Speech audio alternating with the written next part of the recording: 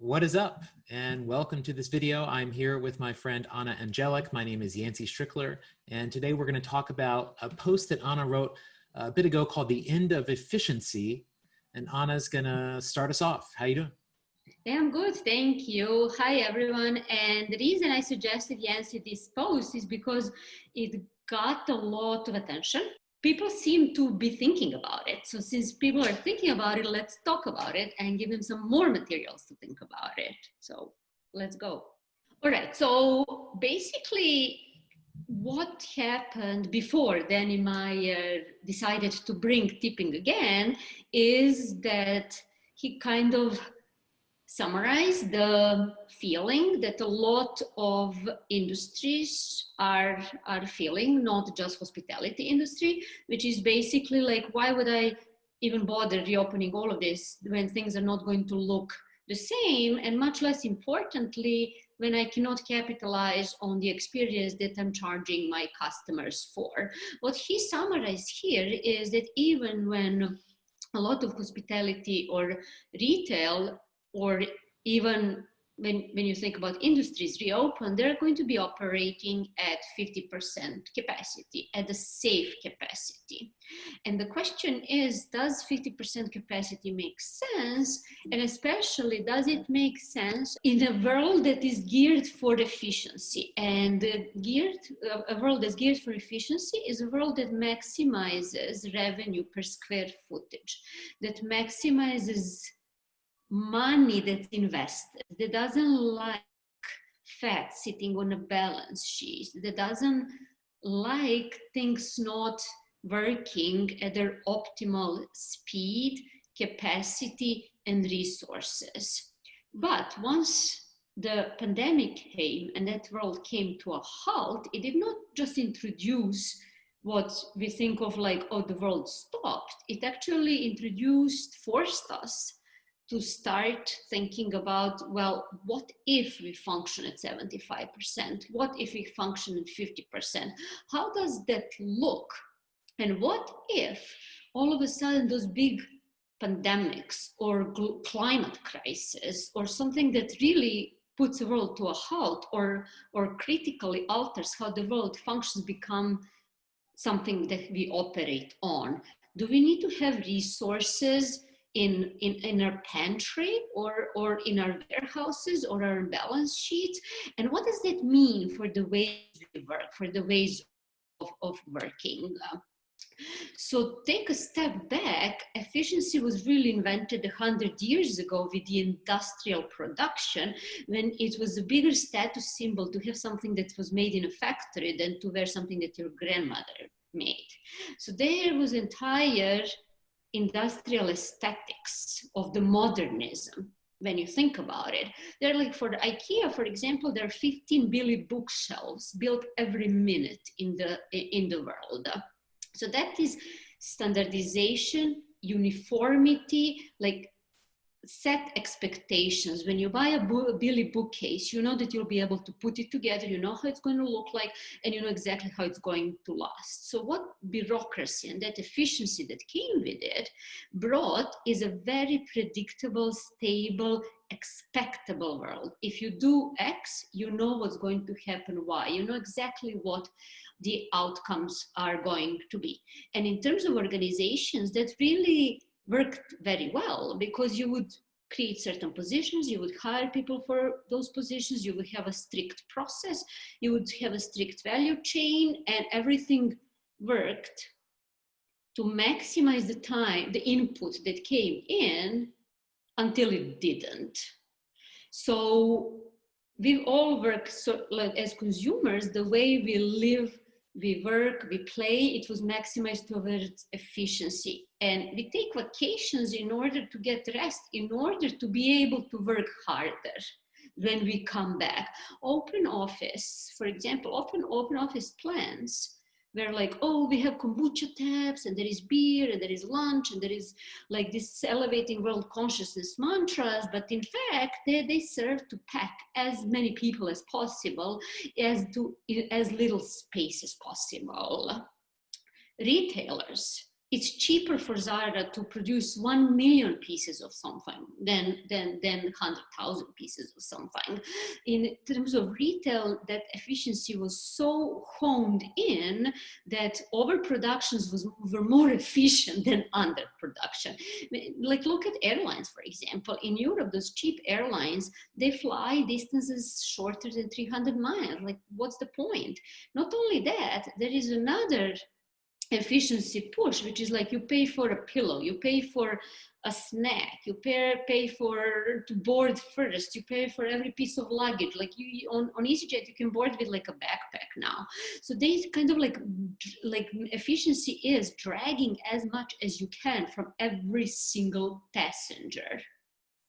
There is also like nursing homes, pack as many people, old people as you can, and of course like then coronavirus comes, and you know, like then the nursing homes are an epicenter. So there's like a lot of drive for efficiency across different industries. Even in restaurant in New York, like we're all sitting in each other's laps, and you put down the fork and there's like, oh, there is check for whenever you're ready. Like it means now, because we need to turn this table around, because we need to have X amount of people in order to have margins. So basically we're used to that world where we ourselves want to also optimize every moment of our lives. So now what now happens when all of that comes to a halt? So we have lessons from industries that never operate on efficiency, like luxury industry is one of those. Artisanship, craftsmanship. In luxury industry, if you think about Rolls-Royce, they had the biggest run of cars in 2019, and that biggest run was a little bit more than 5,000 cars, because luxury operates on value versus volume model. So that means that each car is made, value of each car is made bigger, but not through increasing the volume of production, but through increasing the materials, the components, the quality of each car. Ferrari has way more cars than way less cars, sorry, than GM, for example, but its value higher. They have 10,000 cars a year only. Hermes creates bottlenecks on purpose. And what the point is not only to build the desire, it's just that building things that are high quality takes a lot of time. And not only takes a lot of time, it takes also like dealing with a lot of fuzziness, a lot of personal relationships. That means where the leather comes from. Oh, is the expert who works with leather available? Or is that expert teaching the next generation of experts and spending his or her time passing on the knowledge? Each bag takes 20 hours to make. How are you going to make 1,000 bags? Well, don't make 1,000 bags. Make 50 bags, but they're going to be top notch. So we're now forced to kind of think, like, are there any models, business models that work in other industries that allow those industries to create unbelievable value and to make people pay for that value and extract profit that are not based on efficiency? So luxury is maybe just top of the mind, and it will help us understand what business models are possible if we look specifically at 5 efficiency shifts. First one is demassification. So I mentioned the example of a Billy bookshelf. What industries are made for is to create the greatest possible number of goods for the greatest possible number of people.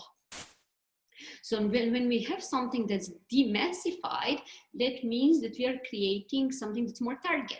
More targeted requires more despecialized teams in order to create what is personalized. If you want to add a Billy bookcase in a specific color, that is going to impact how IKEA has its process done internally. The next one is this fuzziness of that specialization. So when you had like traditional tailorist factory, you had a person who did the screws, or you had a person who put cucumbers in a plastic bags. And they did that one thing 8 hours a day, like after the work regulations came in, but who knows how many hours a day before that. And they did that one thing. And then the next person put those cucumbers in a box, and the next person packed the boxes, and so on. So, but today, to answer to complexities of today's world, and honestly, the collective problems that we are having with the climate change, with social inequality, and so on, we have to move away from that despecialization and ask, is maybe a holistic approach best? And how is that applied to actually thinking about resources and human resources above all, is the fact that you don't hire a person who is, even in creative industries, we're still seeing sort of titles like copywriter, creative director, art director, strategist, content strategist. They're very narrowly defined roles. And even if you step outside of that role, there are like, people are like, wait, why are you doing that? Why are you not doing this? Or like there are questions asked. Whereas the best idea to sort of take a step back is this person going to help me move the culture and grow this business? Is this person going to help this other person do their job better? And is this other person going to help this other job better? And so on and so on.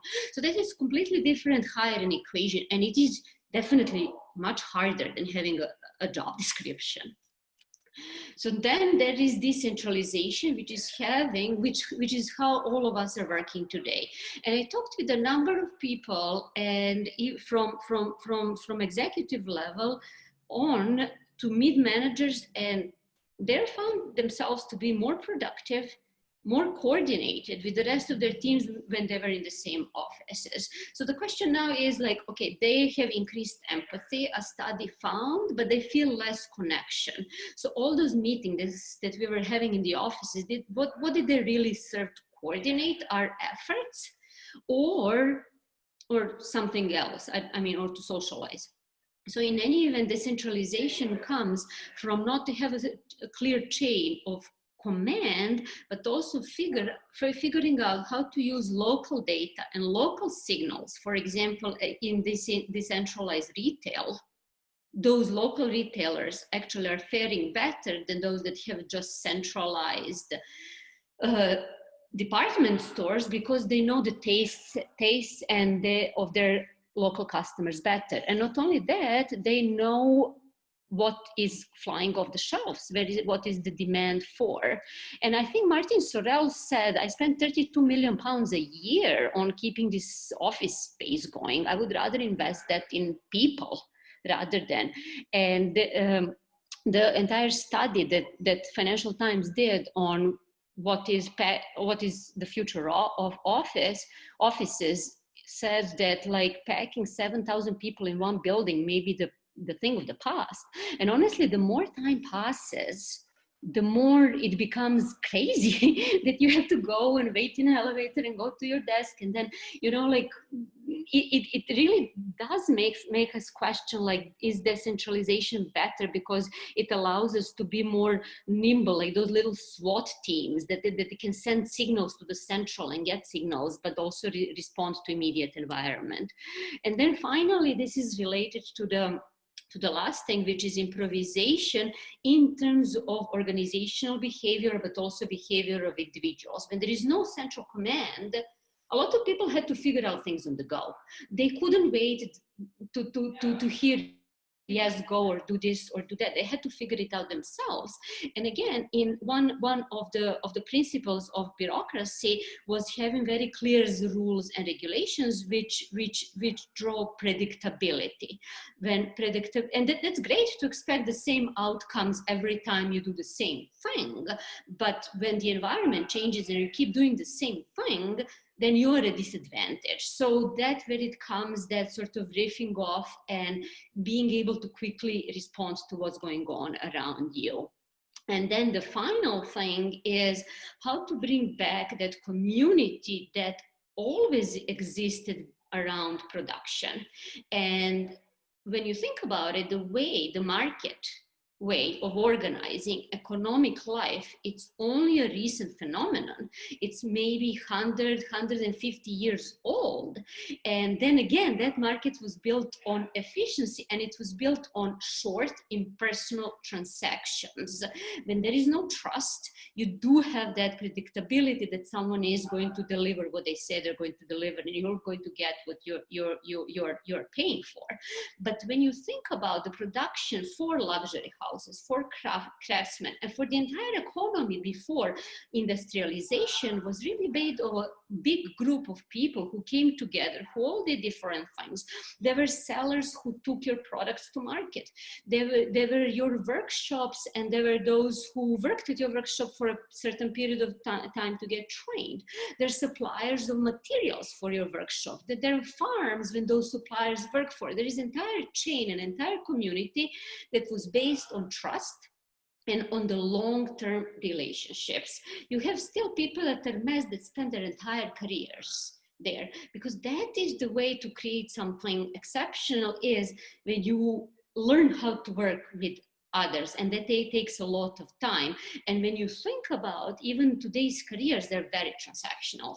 They last a year or 2 years, and then you move on, and then again that goes again.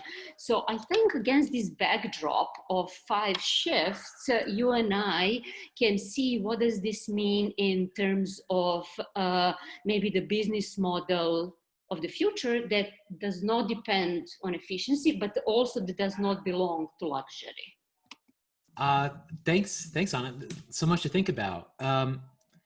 You know, my own book, which came out last year, is actually about this same idea about how our economy, our businesses, our social lives came to hone in on this financial maximizing strategy where every decision was basically made according to the litmus test of what was the outcome that would grow our balance sheet. And that's effectively guided all decisions. And I feel here you're talking about a very similar idea.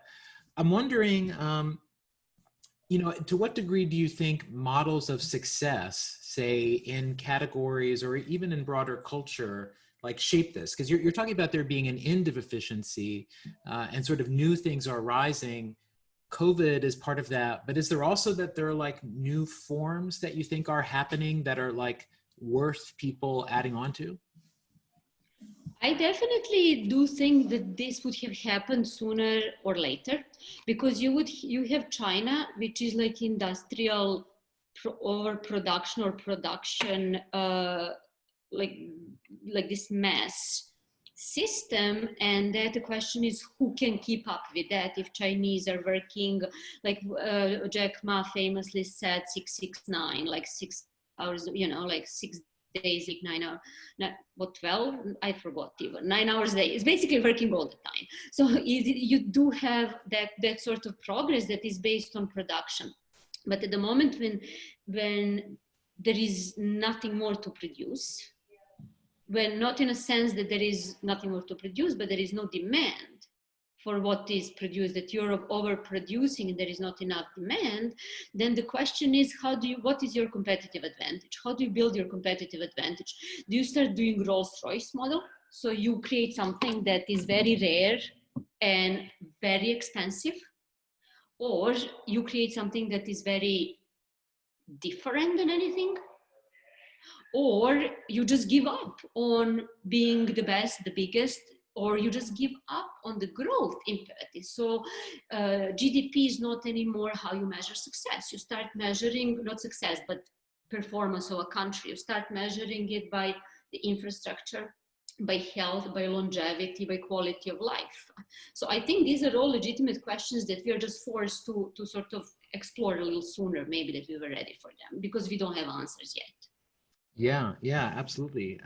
I'm wondering, like how differently do you think an organization needs to be structured to be thinking of things in that way? Like you talk about Ferrari, or you talk about, you know, maybe Hermes or Louis Vuitton or whoever else. No, Louis Vuitton is making like... Louis Vuitton is mass. Sorry. No, right. Okay, so because it's actually important, because Hermes and Ferrari and Rolls-Royce, they didn't feel this at all. because Hermes went down 6% in terms of their revenue. Kering went 14%. So if you produce a lot, you're going to feel more if you don't sell something. But if you don't produce a lot, then you're not going to, in a crisis when people are buying less, well, they were buying less anyway for you. So what I think is that first bigger thing than efficiency is the growth imperative. How do you grow without production? And so like growth in quality, growth in reputation, growth in health, in longevity, in rights. So I'm wondering about like, so say an organization. And social good, like again, maybe yes, that is social how. good. Yes, yes. So Ferrari is clearly an exceptional case. I mean, that is like, that's luxury, like yeah. But still, like, do you have any sense of like how you internally are organizing yourself in a quasi institution like that, where you're not pursuing, say, a traditional business metric? Like, are those organizations run in a fundamentally different way, or is it just like we don't look at those kinds of spreadsheets, or we don't listen to the finance people at our company, or where is that different? Yeah, I mean, I think that the B Corps, there are more and more B Corps that are coming, like Patagonia, for example, is one. And then I think that I mentioned before, Chobani is the other. When you, like, basically you can make, first of all, you can ask at every step of your value chain, am I making economic and social value? And then how do I make that part of my balance sheet? So maybe the money that will go to marketing then goes to making social good, or money that would, I don't know, maybe you support farms and then adjust what your balance sheet is going to look like at the end. But the conversation needs to happen at the top and at the beginning of financial planning. And I think thanks to efficiency, we were taught that to do financial planning just in terms of economic value. I think that's the core of the problem. The growth, like you need to grow every year and you need to grow like X amount percentage, and you don't take into account the side effects. Yes. Those were side effects, like social good, creating social good and social value was a side effect. And now I think it has to become equal, because even when it comes to luxury, like people are like, what are you doing for like XYZ? Are your crocodiles like, happy out there, Right. Yeah. Well, I mean, it's, I led Kickstarter when it became a public benefit corp, and we were one of the very first. And I was CEO when that happened, and could definitely feel the change to where we'd always had the same values, but maybe in the past where they were like, our values were guardrails that maybe bump up against in strange times. As a PBC, where we had this legal expectation to grow non-financial values, it felt like a core part of the job. It was like, that's something I have to do every day. But there is a challenge there, which I found, which is that I would still have an employee base that's looking for clear growth targets related to this. Like, how do we know we're succeeding at this? How do I know my job is actually contributing to this work in some kind of way? And there's a fair amount of trust of people just liking being a part of an organization that's even making those commitments. But I think for those things to actually be impactful and not just be some, greenwashing bullshit, you want to see them operationalized and really active in an organization. I got some of the way there through Kickstarter, and that's a lot of what I think about now. But I think that is, especially, I agree with you that maybe organizations in the past that had hitched their wagon to the growth at all cost train, some of those people are going to have to change their story, even if just because COVID no longer makes that old story possible. And the climate crisis will not make that old story possible. And so I think there's going to be a need for either a different business model, concepts of success, forms of metrics, something that lets people feel like they're doing it right. And I do think there is a human desire for like some sort of progression, but that progression can be of quality or mastery or something else. But I feel like that's another part of this. If this is really happening at a mass level, I think it needs something like that too.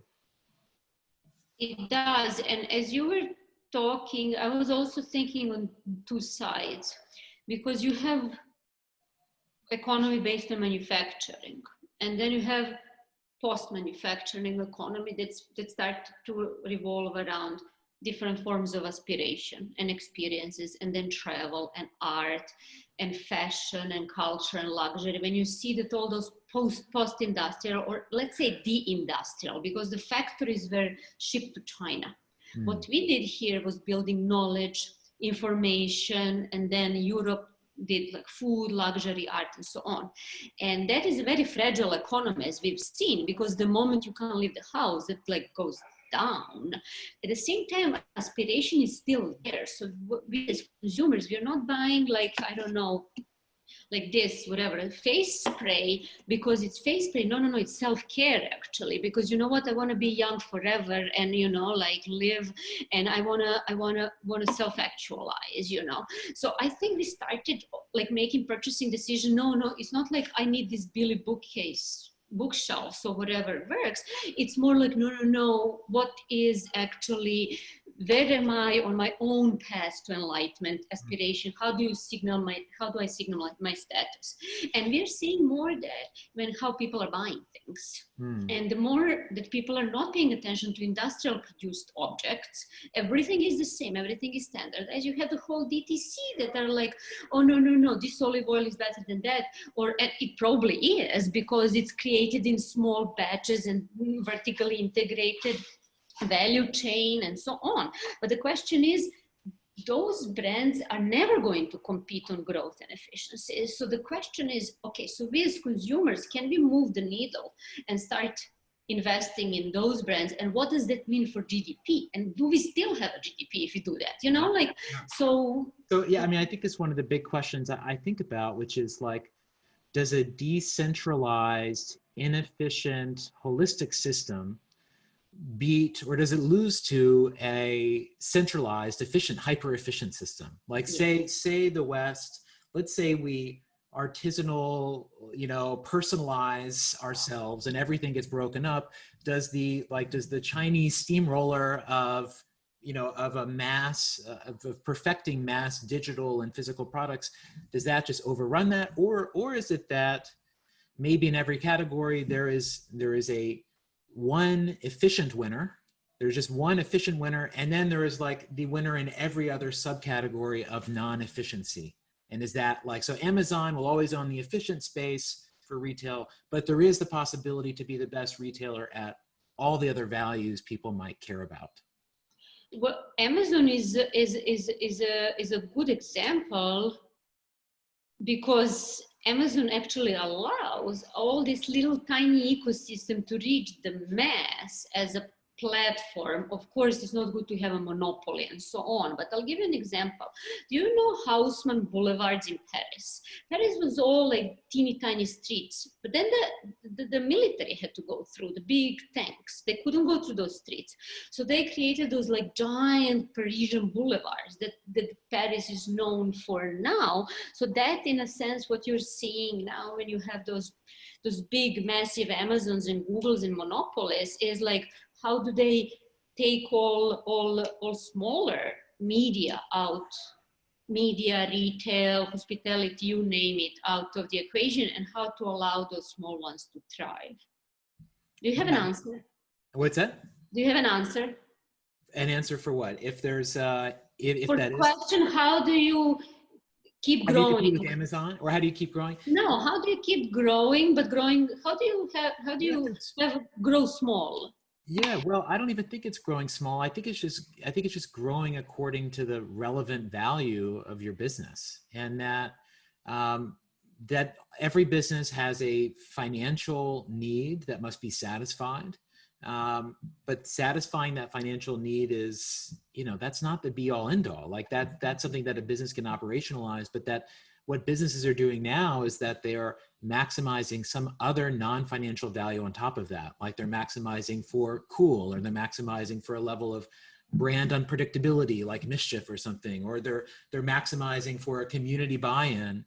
And there's this idea that if you are focused on this other idea that you as a business value and are trying to grow by the existence of your business, and that you believe the public values and could value more, that by growing that other form of value, that will just increase your value everywhere else, including your financial value, your social value. And I think that is what's happening. I mean, I think that we are in a moment where, I agree it would have happened anywhere, but the notion that we can use money as the litmus test for right and wrong outcomes, like climate change breaks that. Climate change absolutely breaks that. Like we cannot make enough money to avoid climate change. And so we're going to be in a situation very soon where trillions of dollars of economic value will be wiped out in a week and no one will be able to do anything about it, right? And suddenly our notion of what is important, I think, changes.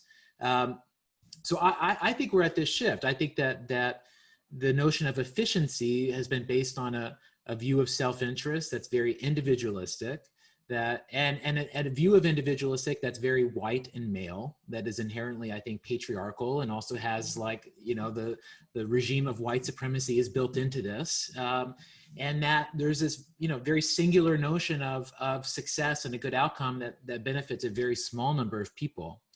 That system will keep being dominant, but I don't think it's going to be the monopoly that it is at this moment. And that this is the height of that system, and it's also the beginning of the end.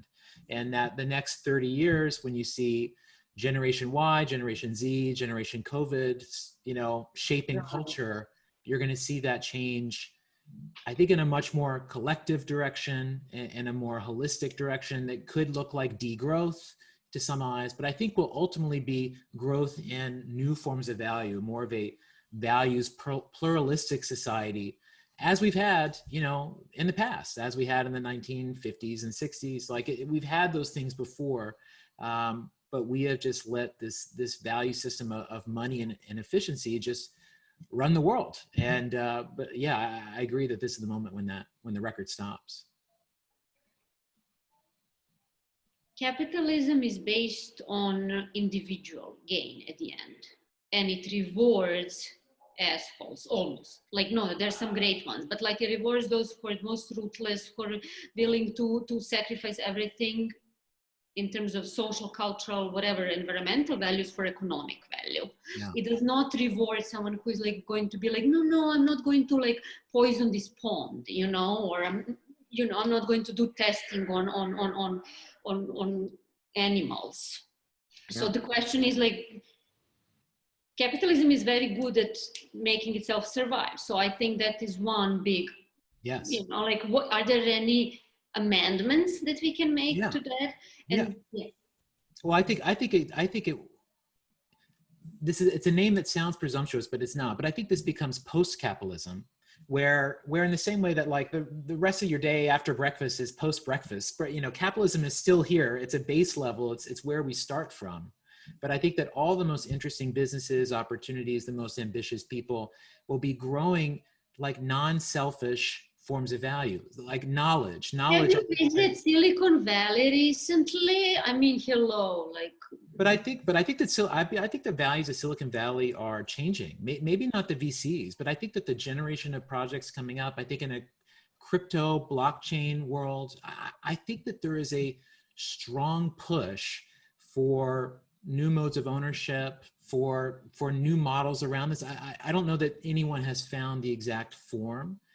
And I do think you're going to see Silicon Valley money go into these things just because they're interested in what's emergent. They're going to want the reputation shine of being tied to whatever the new thing is. But I don't know.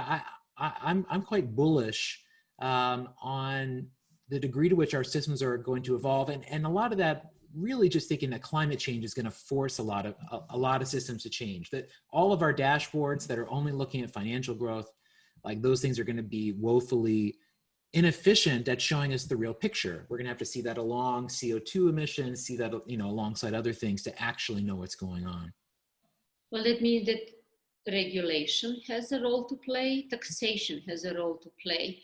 Either you maximize your economic value but then pay bigger taxes, or you're a B Corp, pay less taxes and maximize different parts of value. That's fine. And I mean, I don't know about Silicon Valley, but I do think that there is a change happening in a sense how startup founders were pitching, Uber for X. Now it's anti-Uber, I think. anti-WeWork, and those are getting attention because you immediately state your values by saying that you're anti-Uber.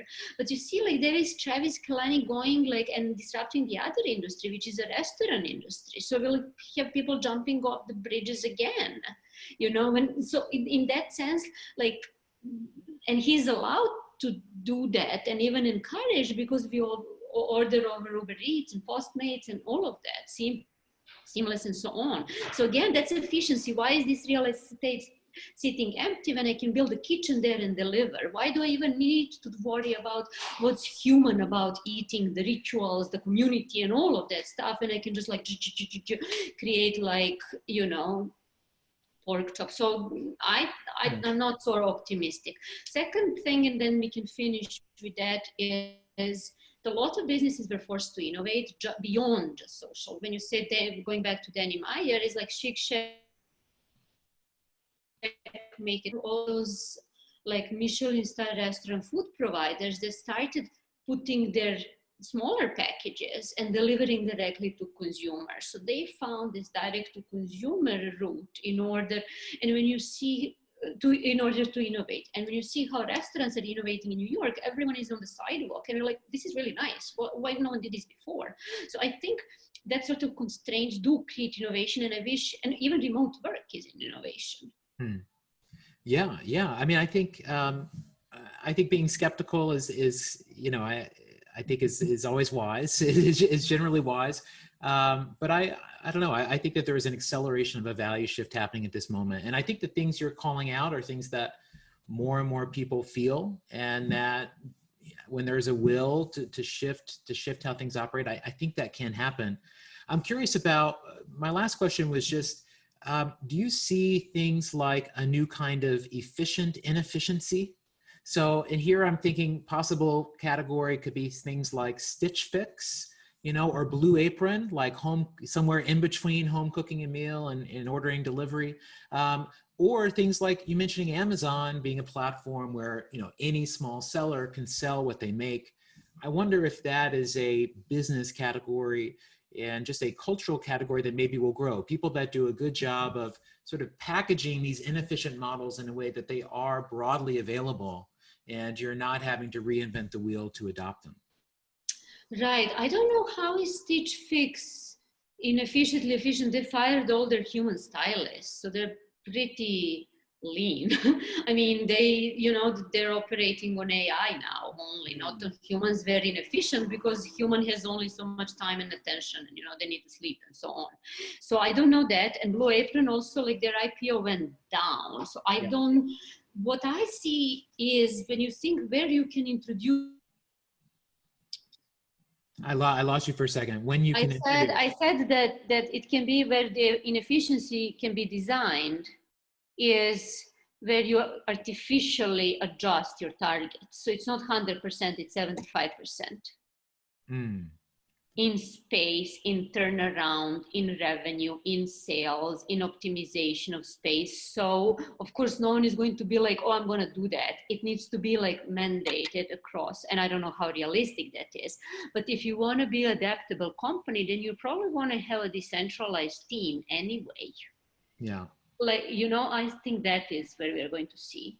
In a world where things move from efficient to less efficient, like who pays? Like where does that cost come out? You know, like a Ferrari costs a lot more than a Chevy, you know, like is it that we're meant to be using things longer, or that things stay in the market longer? Is it that everyone's getting paid better somehow, or like where, like there is this slack? Is it that companies are being less profitable and they're less valuable? Where does that slack go, you think? Yeah, really, that's a good question. Who pays for it? Because I'm thinking about Zara, for example.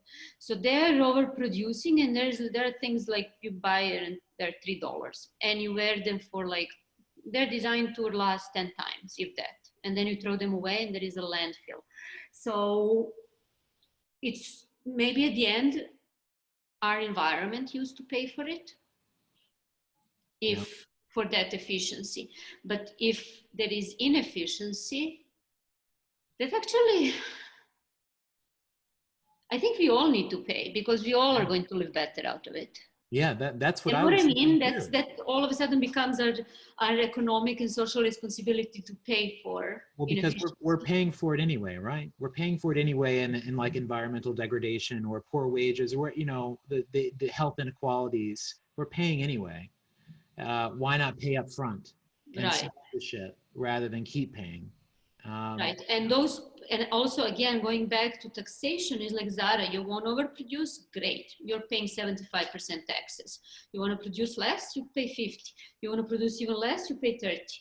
You know, I mean, of course, this sounds like insane, but like go to Scandinavia and it's maybe not so insane. Yeah, yeah. Well, you know, in my book, I theorize that in the future, all products are what are called evergreen products, which was first a pejorative because they always cost money, but just rent to own, everything being rent to own and repair as a way to. But people don't like that. Like, I know, no, I know, I need something new. I need to go like, you know, right. So I know that. I should be Yeah, taxed for it.